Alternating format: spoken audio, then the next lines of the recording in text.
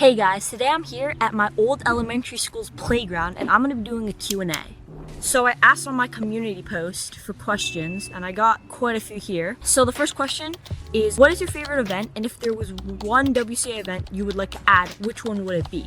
I'd probably say right now my favorite WCA event is 3x3 just because I've been practicing a lot of it recently and I feel like I'm really close to being like sub 10. Which like I've literally averaged 11 from like probably 2020 all the way until like December of like 2024. So yeah, I'm really close. I feel like I've been getting like a lot of 8s, a lot of 9s recently. So that's pretty like motivating for me, finally improving at an event that I like haven't improved on in so long. What WCA event would I like to add? Probably right now, honestly, probably FTO, just because a lot of people want it in. I feel like if it wasn't, I would actually have motivation to practice and it would probably be fun to try something new. Second question, how much money would it take for you to stop cubing? Okay, this is pretty interesting. Honestly, I don't know if like I'm the type of person to take money easily to like stop doing anything really. Like if, you know, whether it's like playing hockey or doing taekwondo, both of like things I love doing, like I don't think any money would like really motivate me to stop. If I were to stop, it'd just be like myself.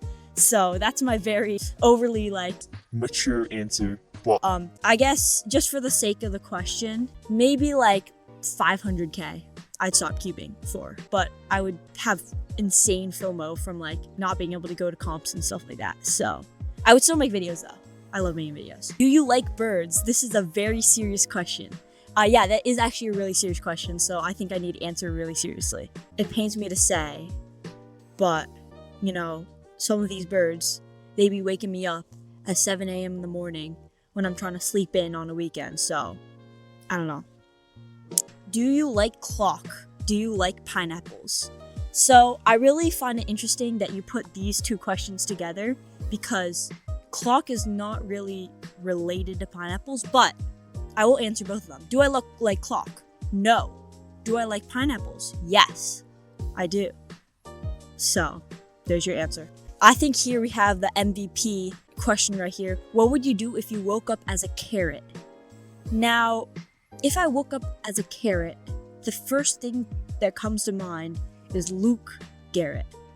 So I'd probably go meet Luke Garrett and give him a carrot. Wait, but I'm a carrot. Wait, do carrots have arms? Probably not. Alrighty, I'm now near this nice, long, big tree. Next question. What's the most bizarre cubing story you have? Well, Sula, I'm so glad you asked. It would definitely be the trip I went with you on recently to Pretzelmania with Jared and Livia, because that was like, I don't even like, I genuinely think the four of us need to sit down and make a full storytime vid about it. Some highlights of this full crazy experience is being at the Cartoon Network Hotel, eating burnt noodles, Sula getting food poisoning, and the bathroom incident, us realizing that everyone in the hotel was like under the age of 7 and we were all like not under the age of 7, so that was a little bit embarrassing. Pat, we just pulled up at the Cartoon Network Hotel. it smells Average age here is probably 6. I'm not 6. Yeah.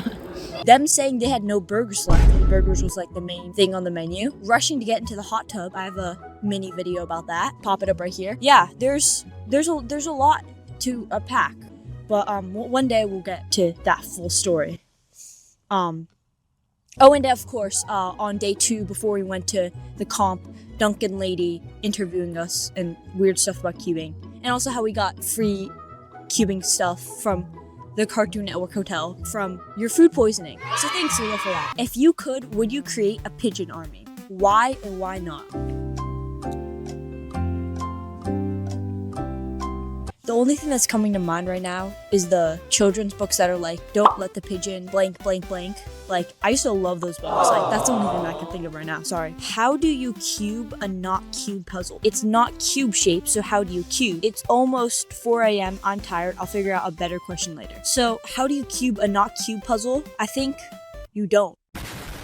You just solve it. You don't cube it, I guess. I don't know. I usually don't cube not cube puzzles. It's not cube shape, so how do you cube? I don't know. From 1 to 10, how much do you like Skewb? I don't like Skewb. I'm just gonna preface myself by saying that because it like slips around in your hands when you're trying to solve it. Bruh. So already it's like gonna be like under 5. I'm sorry. I'd probably go with the solid like 3.141592653589793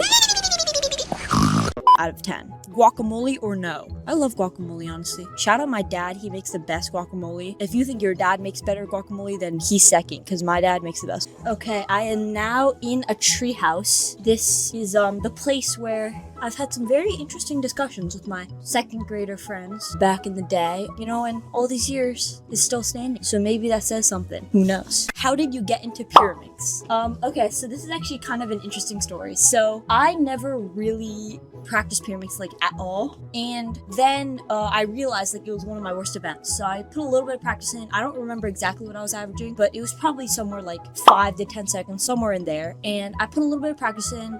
I think I got like a 5 average or 4 average, something like that.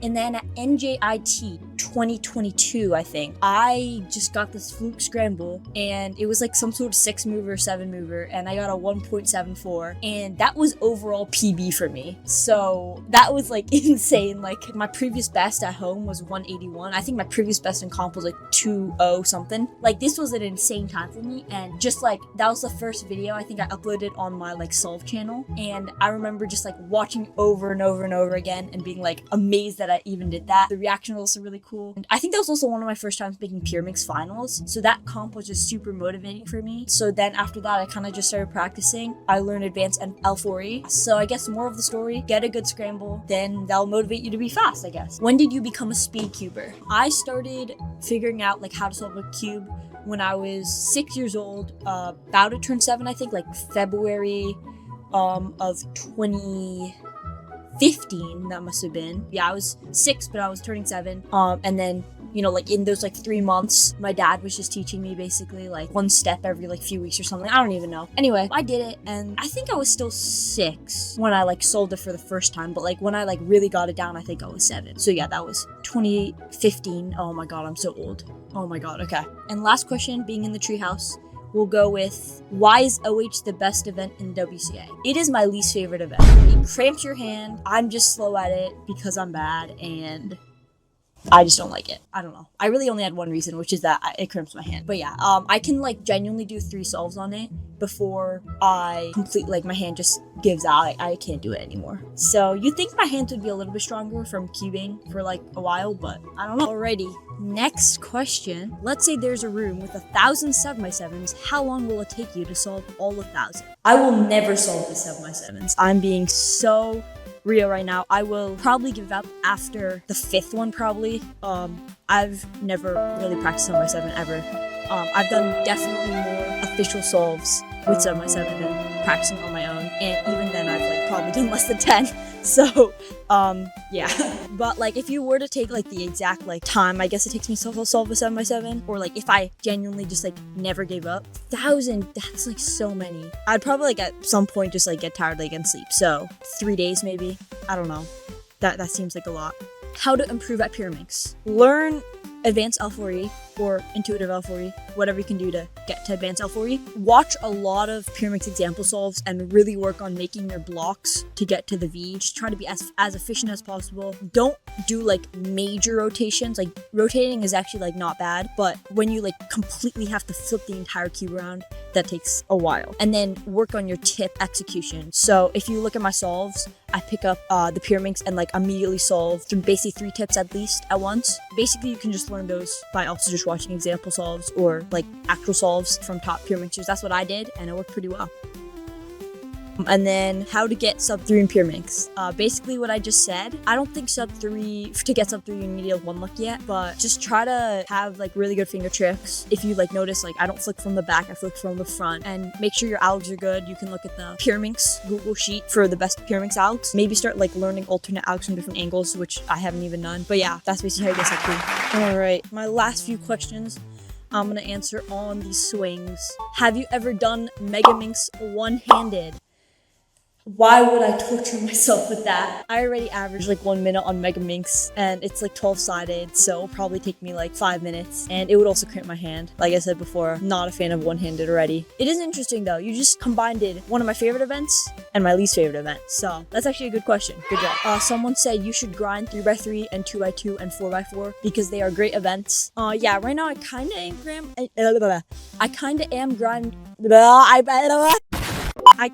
am grinding, I guess you could say. Like, I've been practicing a decent amount. 2x2 and 4x4, I personally don't really see myself getting like super good at those, or even like okay or better at those, really. 4x4 is not my favorite big cube, and 2x2, it feels a little bit, I don't know, a little bit too quick, I guess, or a little bit too algorithmic, if that makes any sense. But yeah, those are like objectively, I think, pretty good events. So I think you're right about that. What is your PB for Pyraminx and what is the scramble? My PB, I don't actually know. I had a PB sheet with a bunch of my friends, and then one day I went to like the sheet and it was just gone. Someone just deleted the Google Drive link. So we still don't know who deleted that, but someone in our group chat. Yeah, probably it's 0.7, 0.6, somewhere in there. But like, I'm sure it was just a stupid scramble, like a 3-move body with 3 tips. That's what I would assume it would be. Or a sledge and 2 tips. Either way, really stupid scrambles. Probably not gonna ever get them in comp, but one can dream. And then the last thing or comment I'm gonna answer today says, get good at 2x2 in 1 week. Just get sub 2.7 average and you can add more time if you want. Official average in comp, do it or else. Or else what? What are you gonna do to me? Are you gonna come punch me in the face or what? Because I don't feel very threatened here. So give me some stakes. Maybe I'll do that challenge. Anyway, guys, thank you so much for watching this video. I had a lot of fun just being in nature, touching grass, and anyway, just filming this video. Make sure to use code KLEE or Klee, however you say it, at speedcubeshop.com. Thank you again, and I will see you guys in the next one.